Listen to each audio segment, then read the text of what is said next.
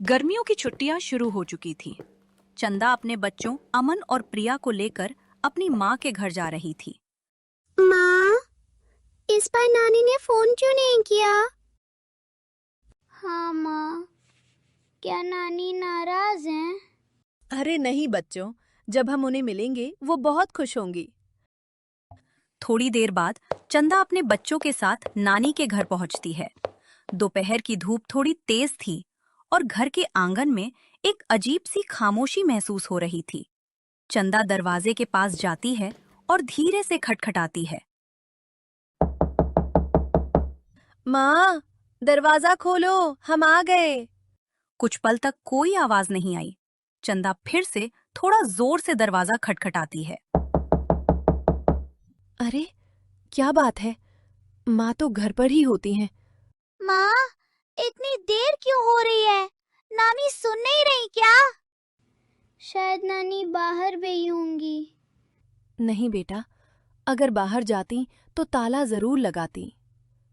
चंदा धीरे से दरवाजे को हाथ लगाकर देखती है। दरवाजा बाहर से बंद नहीं था। अरे, ये देखो, दरवाजा तो बाहर से बंद नहीं है। फिर नानी अंदर ही होंगी ना माँ? हाँ माँ, नानी शायद सो रही होंगी।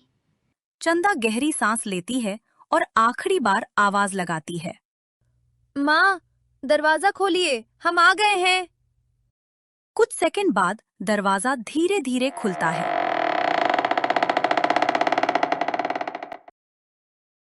नानी सामने खड़ी थी। उनका चेहरा थोड़ा फीका लगा। आंखें भारी सी लग रही थीं।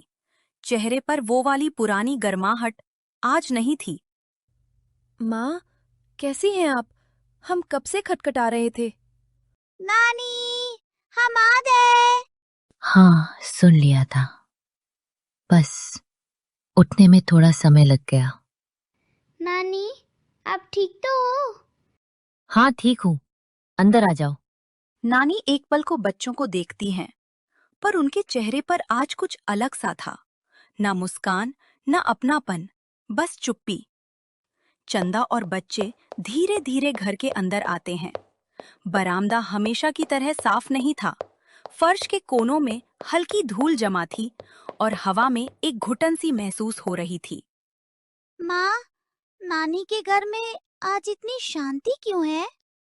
हाँ, हर बार तो नानी हमें देखकर जोर से हंसती थी ना।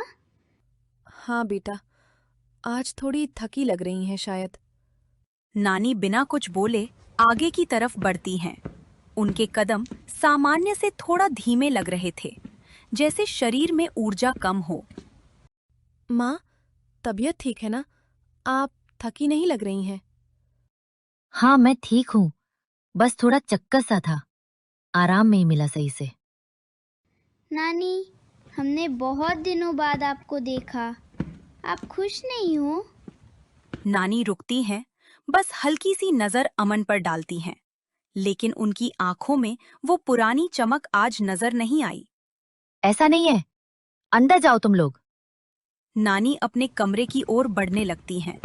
उनका शरीर झुका हुआ सा लगता है, जैसे बोझिल हो गया हो। चंदा बच्चों के करीब आती है।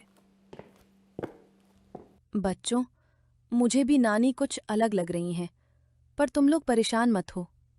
माँ, नानी हमें देखकर मुस्कुरा भी नहीं रही थी। हाँ, शायद तबीयत ठीक नहीं है। नानी अपने कमरे की तरफ जाते जाते एक पल को रुकती हैं, पीछे मुड़ती हैं और बिना भाव बदले बस इतना कहती हैं। मैं अपने कमरे में जा रही हूँ। तुम लोग आराम कर लो।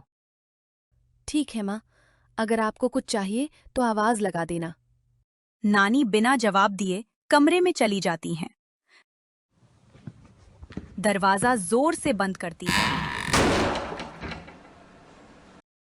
उस आवाज से बच्चों के चेहरे पर एक हल्की बेचैनी उतर आती है। माँ, नानी नाराज तो नहीं है? नहीं बेटा, नाराज क्यों होंगी? पर पता नहीं क्यों, मुझे भी कुछ ठीक नहीं लग रहा। घर के अंदर की खामोशी, नानी का बदला हुआ व्यवहार और कमरे में बंद होने की जल्दी, इन सब ने चंदा के मन में एक छोटा सा शक छोड़ दिया था, जिसका जवाब उसे अभी नहीं पता था।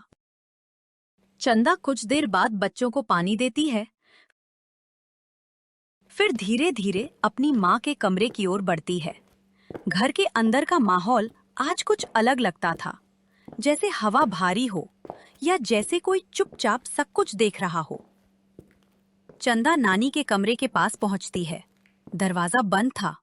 वो हल्के से आवाज लगाती है, माँ, अंदर आ जाऊं? अंदर से कोई जवाब नहीं आता। चंदा थोड़ा हिम्मत करती है और दरवाजा धीरे से खोलती है।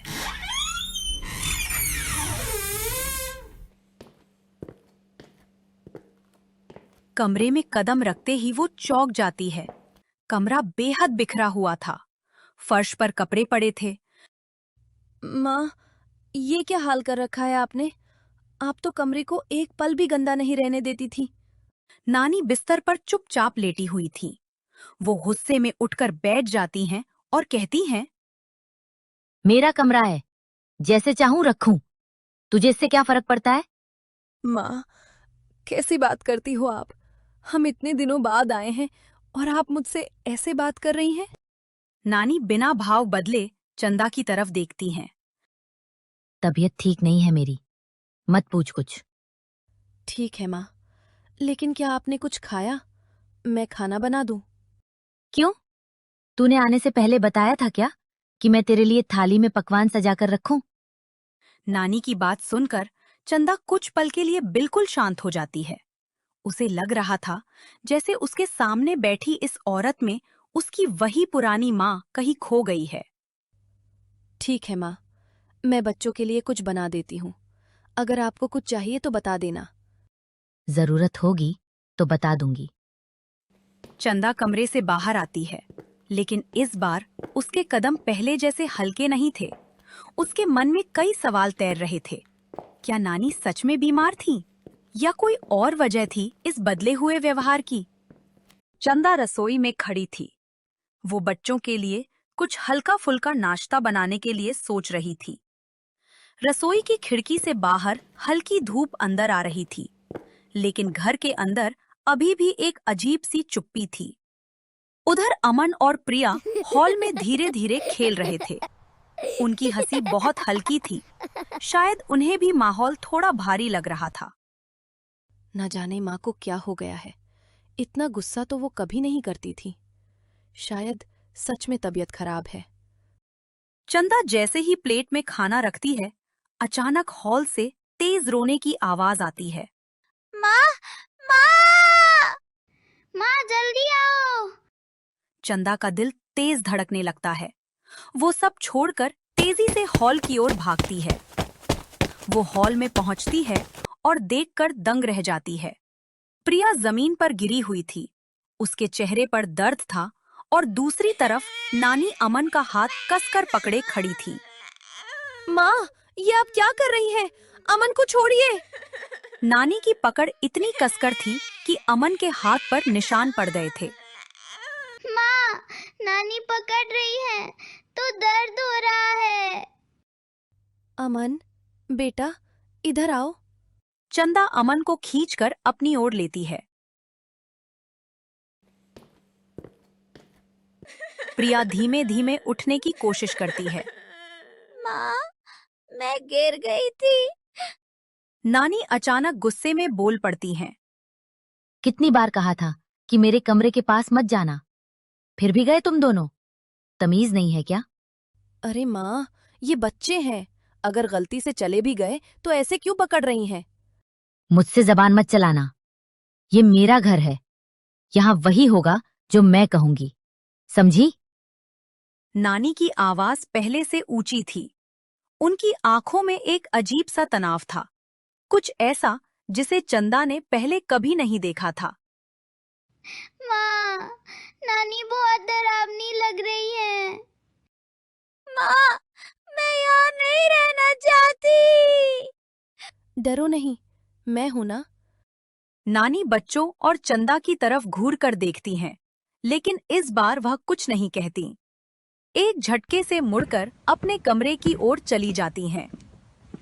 कहा था मना किया था, फिर भी कोई मेरी बात नहीं सुनता। कमरा फिर से शांत हो जाता है, लेकिन बच्चों के चेहरे पर डर साफ दिखाई दे रहा था और चंदा के मन में अब सिर्फ एक बात चल रही थी, ये मेरी माँ तो नहीं हो सकती। हॉल में थोड़ी देर पहले तक रोना धोना हो रहा था, लेकिन अब वहां एक अजीब सी खामोशी फैल गई थी। चंदा बच्चों को पास बैठी थी, दोनों के चेहरों पर डर साफ नजर आ रहा था। बेटा, अब मुझे ठीक से बताओ, तुम दोनों क्यों रो रहे थे?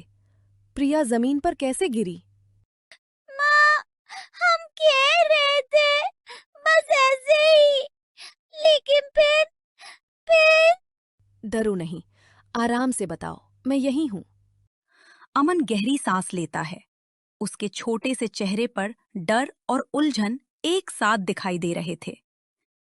माँ, हमारी बॉल नानी के कमरे की तरफ चली गई थी। हम सिर्फ उसे लेने गए थे। हमने सोचा नानी सो रही होंगी। हाँ माँ, हम दोनों धीरे धीरे कमरे में गए। प्रिया की आवाज कांप रही थी। चंदा उसके सिर पर हाथ फेरकर उसे शांत करने की कोशिश करती है। ठीक है, आगे बताओ बेटा, क्या देखा तुमने? माँ, नानी के कमरे में बहुत अंधेरा था। हमने सोचा कि लाइट जला दे। प्रिया ने स्विच दबाया और अमन बोलते बोलते रुक जाता है। उसकी आंखें डर से फैल जाती हैं, जैसे वो फिर वही दृश्य देख रहा हो। और क्या, बताओ अमन। माँ, वहाँ नानी नहीं थी। नानी की जगह वही कमरे के कोने में एक चुड़ैल थी। क्या? चुड़ैल? हाँ माँ, सच में वो छत से उड़ती लटकी हुई थी। उसके बाल नीचे झूल रहे थे और वो हमें देख रही थी बिना पलक झपकाए। चंदा एक पल के लिए पूरी तरह स्तब्ध रह जाती है। उसे खुद यकीन नहीं होता कि उसके बच्चे इतनी डरावनी बात कह रहे हैं। बेटा, तुम दोनों डर गए होंगे। हो सकता है अंधेरे में तुम्हें ऐसा लगा हो। नहीं माँ, हमें बिल्कुल साफ दिखा था। वो नानी नहीं थी। उसके चेहरे पर झुर्रियाँ थी और आंखें बिल्कुल लाल थी। और माँ, लाइट जलते ही वो तेजी से गायब हो गई। कुछ पल बाद नानी बाहर आ गई और वो हमें डांटने लगी। दोनों बच्चों की आवाजों में डर असली था, किसी बनावटी कहानी जैसा नहीं। चंदा के दिल में एक सिहरन दौड़ जाती है। अगर तुम दोनों सच कह रहे हो तो हम यहाँ ज्यादा देर नहीं रुक सकते। माँ, हमें यहाँ नहीं रहना। हमें डर लग रहा है। हाँ माँ, चलो यहाँ से प्लीज। चंदा बच्चों को सीने से लगाती है, लेकिन उसकी आंखों में अब चिंता साफ झलक रही थी। उसे महसूस हुआ कि बात सिर्फ नानी के गुस्से की नहीं थी, कुछ और भी गलत था, कुछ ऐसा जिसे समझने के लिए उसे हिम्मत जुटानी होगी। बच्चों की बातें सुनने के बाद चंदा के अंदर एक बेचैनी फैल चुकी थी। वह हॉल में बैठे बैठे कुछ देर तक सोचती रही, क्या सच में बच्चों ने कुछ ऐसा देखा या फिर अंधेरा उन्हें डरा गया। लेकिन बच्चों की आंखों में जो डर था वह झूठ नहीं लग रहा था। नहीं, मैं रिस्क नहीं ले सकती। बच्चों की सुरक्षा सबसे पहले है। चंदा गहरी सांस लेती है, दोनों बच्चों के साथ धीरे धीरे दरवाजे की ओर जाती है। माँ, हम कहाँ जा रहे हैं? माँ, नानी को बिना बताए हम कहाँ जा रहे हैं? हम बस थोड़ी देर के लिए बाहर जा रहे हैं। तुम दोनों मेरे साथ चलो, ठीक है? तीनों चुपचाप घर से बाहर निकलते हैं। नानी के कमरे का दरवाजा बंद था। अंदर से कोई आवाज नहीं आ रही थी, पर उस खामोशी में भी कुछ अजीब सा था। चंदा बच्चों के साथ सरिता के घर जाती है। सरिता उनकी बचपन की दोस्त थी, भरोसे लायक और हमेशा साथ देने वाली। सरिता का घर पास ही था।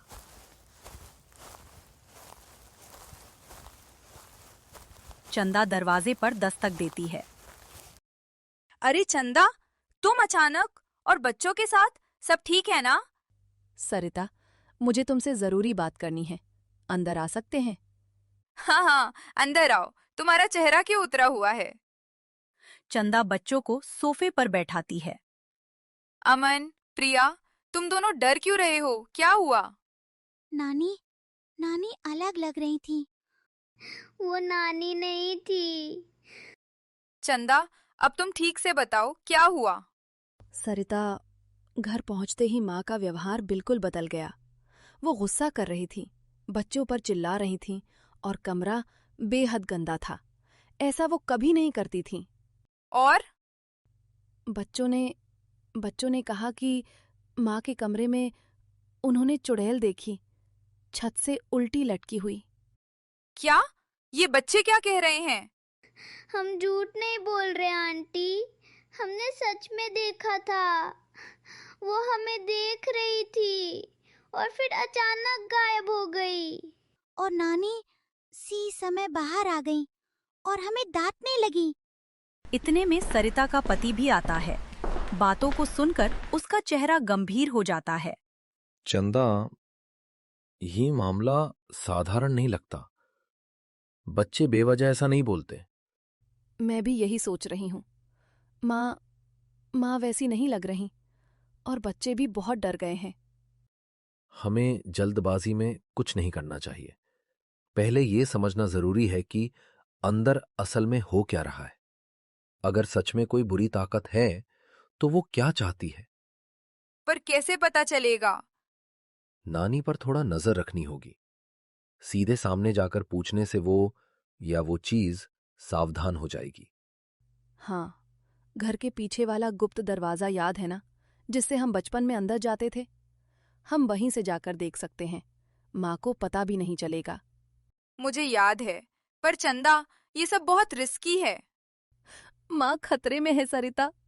मैं कुछ नहीं करूंगी तो उन्हें खो सकती हूँ। ठीक है, मैं तुम्हारे साथ चलूंगा।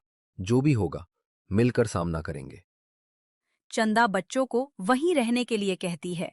उन्हें सुरक्षित जगह पर छोड़कर वह सरिता और उसके पति के साथ एक ऐसी सच्चाई का सामना करने निकल पड़ती है जिसकी उसने कभी कल्पना भी नहीं की थी। चंदा, सरिता और उसका पति धीरे धीरे चंदा के घर की तरफ बढ़ने लगे। सड़क पर शाम का हल्का उजाला था, लेकिन घर के आसपास जैसे छाया और गहरी होती जा रही थी।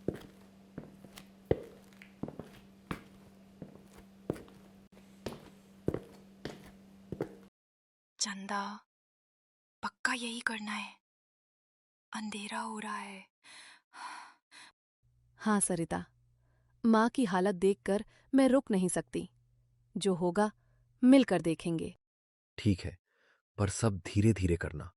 अगर भीतर कोई ताकत है तो शोर नहीं होना चाहिए। तीनों घर के पीछे वाले रास्ते पर पहुंचते हैं। ये रास्ता बहुत कम इस्तेमाल होता है, इसलिए घास, जंगली पौधों से भरा हुआ था। गुप्त दरवाजा घर की पुरानी दीवार के पीछे था। पत्थर का छोटा सा रास्ता, जिसे बचपन में चंदा और सरिता शरारतों के लिए इस्तेमाल किया करती थीं। याद है चंदा, तू यहीं से चोरी छिपे अंदर जाती थी। आंटी को पता ही नहीं चलता था। ठीक है, मैं दरवाजा खोलता हूं। तुम दोनों पीछे रहो।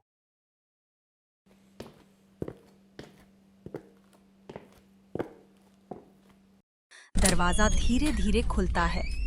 अंदर बिल्कुल अंधेरा था, जैसे कई सालों से किसी ने इस रास्ते को छुआ भी ना हो। तीनों अंदर प्रवेश करते हैं। धीरे, बिल्कुल आवाज मत करना। चंदा, अंदर इतनी बदबू क्यों आ रही है? अंदर से एक हल्की सी सड़ी सी गंध आ रही थी। कुछ ऐसा जिसे पहचान पाना मुश्किल था, पर महसूस करते ही शरीर सिहर जाए। सब लोग धीरे धीरे चलो। माँ का कमरा यहीं से सीधा दिखता है। जरा आवाजें सुनो। कुछ महसूस हो रहा है? कुछ सेकंड तक गहरा सन्नाटा था। फिर अचानक नानी के कमरे से एक धीमी, कराहने जैसी आवाज आती है।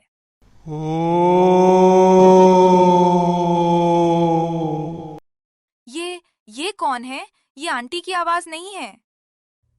मैंने ऐसी आवाज कभी नहीं सुनी। चुप रहो, शायद और भी आवाजें हों।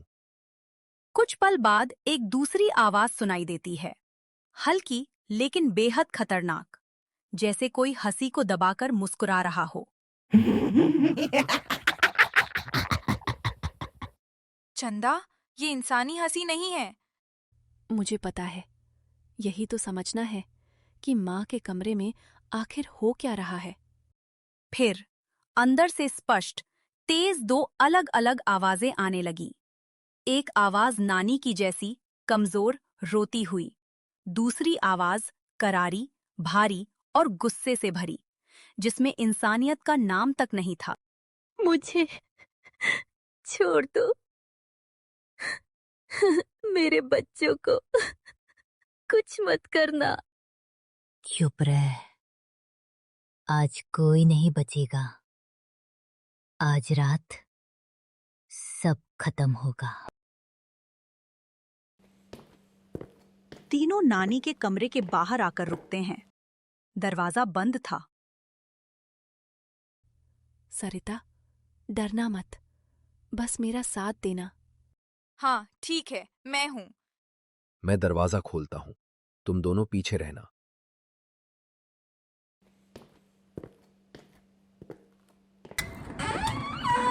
दरवाजा खुलते ही कमरे का पूरा दृश्य सामने आ जाता है। नानी कमरे के बीचों बीच खड़ी थीं और उनके सामने वही चुड़ैल खड़ी थी जिसके बारे में बच्चों ने बताया था।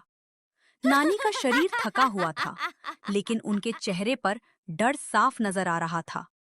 तो तुम सब आ ही गए? अच्छा है, आज की रात मेरा काम पूरा हो जाएगा। चंदा, भाग यहाँ से। मेरी वजह से तुम सबको मत मरने देना। नहीं माँ, मैं आपको छोड़कर नहीं जाऊंगी। हम सब मिलकर लड़ेंगे। लड़ोगे? तुम इंसान और मैं मौत से भी पुरानी ताकत हूँ। चुड़ैल अपना हाथ उठाती है। कमरे की हवा अचानक ठंडी हो जाती है। एक तेज हवा का झोंका चंदा की ओर फेंकती है। चंदा! मेरी मौत इसी दिन, इसी समय हुई थी। अगर आज इसी घंटे तेरा शरीर मिल जाए तो मैं हमेशा के लिए अजय बन जाऊंगी। मैं खुद को मार देती हूँ, लेकिन तुम्हें और बच्चों को नहीं मारने दूंगी। नहीं माँ, आप ऐसा नहीं करेंगी।